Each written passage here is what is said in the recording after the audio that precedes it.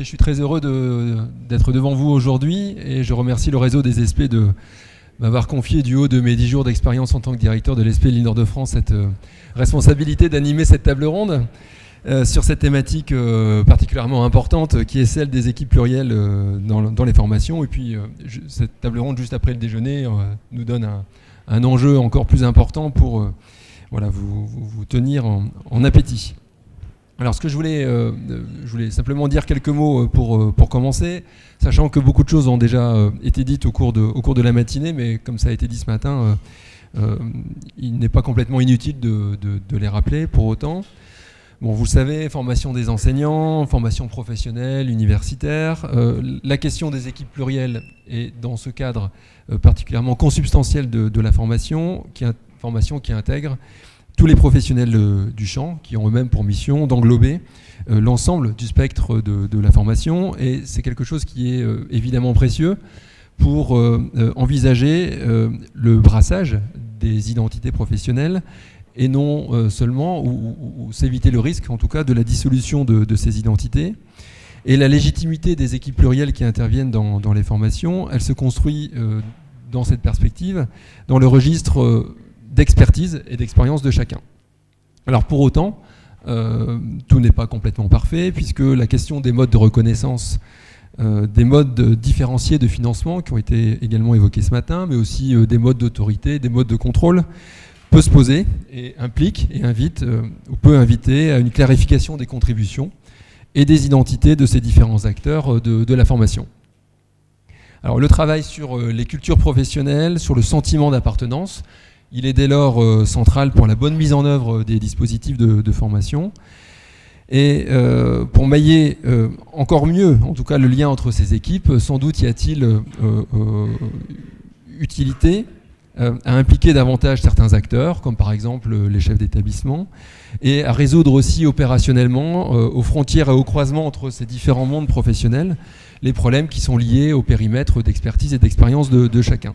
Tout cela pour vous dire qu'il faut sans doute, et c'est en partie aussi l'objet de cette table ronde, imaginer et penser des modes d'articulation différenciés, qualitatifs et spécifiques des apports de chacun au projet de formation, et ne pas seulement, je dirais, juxtaposer ces différentes expertises, mais bien parvenir à les mettre en synergie, encore plus que ce qui a déjà été fait depuis 4 ans et la création des SP.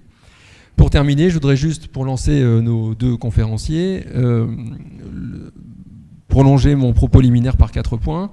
Le premier, pour dire des choses que naturellement vous connaissez. Premier point, donc les SP constituent un écosystème tout à fait particulier dans le paysage de l'enseignement supérieur français, et qu'à ce titre, naturellement, il interroge cette notion d'équipe pédagogique pluridisciplinaire, pluricatégorielle et pluri-institutionnelle.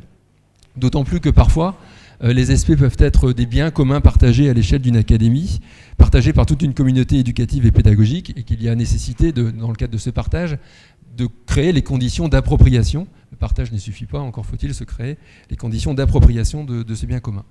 Deuxième point, le système de gouvernance, qui là aussi a été très rapidement évoqué ce matin. Gouvernance et pilotage organisationnel et institutionnel des SP, complexe, mais aussi riche. Pour les équipes, riche pour les équipes, au bénéfice de la réussite des étudiants et de la qualité des formations, mais c'est comme tout système de gouvernance, c'est un système ad hoc qui ne vit pas tout seul, et qu'il s'agit bien d'impulser, de dynamiser, de coordonner, et là aussi pour les équipes plurielles, c'est un vrai challenge. Troisième point, il s'agit aussi du coup d'identifier et de concevoir autrement l'éducation et les formations, et in fine le métier d'enseignant. Là encore, naturellement, je n'invente rien. Ce métier, il s'apprend aussi bien en SP par le travail commun en interdegré et en intervention, y compris parfois à l'occasion de dispositifs qui peuvent même aussi être dispensés au sein des établissements. C'est particulièrement, je prends juste un seul exemple qui est celui que je connais le mieux, qui est ce que nous avons mis en place à Lille au travers des journées bassin, formation bassin, qui se déroulent au sein même des établissements, et ce qui permet de penser l'intercatégoriel à l'ESP, d'une part, mais aussi au sein des établissements. Quatrième point, avant la conclusion, cela doit aussi nous inviter à développer et prolonger des expérimentations pour aller au-delà en termes d'accompagnement des équipes en établissement, par les formateurs de l'ESP par exemple, pour mettre en place des formations intercatégorielles aussi au sein d'un même établissement, pour irriguer encore mieux les pratiques par les recherches et afin de croiser approche académique et professionnelle. Et ce sera, en tout cas c'est une piste, pour la table ronde suivante qui portera sur la recherche et au cours de laquelle nous saurons évoquer, je pense, les instituts Carnot d'éducation. En conclusion, et je cède la parole aux intervenants, vous dire que, vous l'avez compris, les SP ont en la matière un rôle majeur à jouer dans la professionnalisation au métier de l'enseignement, que cette professionnalisation, elle se joue en formation, mais aussi autour de la formation. Et c'est justement l'enjeu de cette table ronde centrée sur les équipes pluricatégorielles qui sont impliquées et mobilisées autour de la formation. La gouvernance territoriale est aussi importante pour répondre à l'ensemble de ces enjeux sociologiques spécifiques au sein des académies et au sein des différentes SP, mais aussi pour socialiser les futurs enseignants à cette possibilité d'un travail conjoint, pluricatégoriel, au sein même, encore une fois, de ces établissements. Et il s'agit en tout cas, à mon sens, d'une clé organisationnelle sans doute pour améliorer encore l'éducation de demain.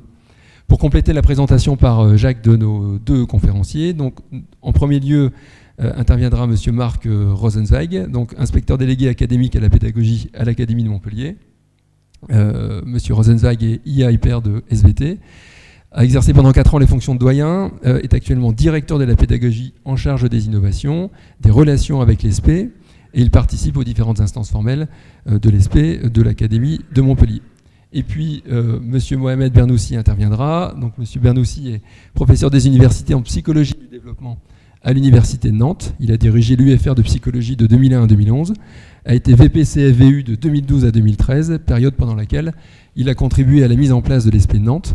Enfin, il est aujourd'hui VP-CA et premier VP de l'Université de Nantes depuis octobre 2013. Et même si, malheureusement, nous regrettons pour le moment l'absence de M. Bernard Saint-Giron, qui devrait arriver, eh bien, pour le moment, nous avons une parité entre des universitaires et des professionnels. Voilà, ce qui permet en tout cas de lancer la table ronde. Monsieur, je vous cède la parole.